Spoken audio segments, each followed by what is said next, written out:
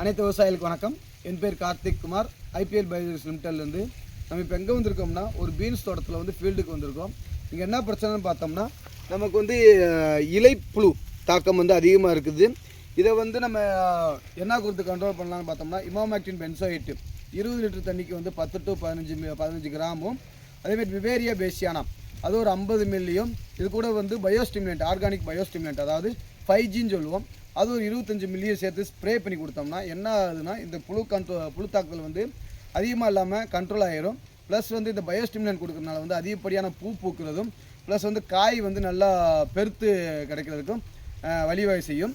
அதே மாதிரி நம்ம இது கொடுத்துட்டு ஒரு 10 நாள் கழித்து நம்ம ஒரு ட்ரிப் இரிகேஷன் மூலிமா கிரிஃபின் லிக்யூட் அதாவது என்பிகே கன்சோர்சியா கிரிஃபின் இது என்னென்னா ஒரு ஏக்கருக்கு 2 லிட்டரும் வெசிகுலர் ஆர்பஸ்குலர் மைக்ரோரஷா வாம் அதாவது ஒரு ஏக்கருக்கு 250 கிராமும் ப்ளஸ் 15-30 ஒரு ஏக்கருக்கு 5 கிலோ சேர்த்து ட்ரிப் இரிகேஷன் மூலிமா கொடுக்கறனால என்ன ஆகுதுன்னா அதிகப்படியான விளைச்சலும் குறைந்த பழைச்சனவில் நல்லா ஈல்டு எடுத்து நம்ம முன்னேறி போகலாம். இதே காம்பினேஷனில் நீங்கள் பயன்படுத்துனீங்கன்னா நல்ல ஒரு பெனிஃபிட் கிடைக்கும். நன்றி.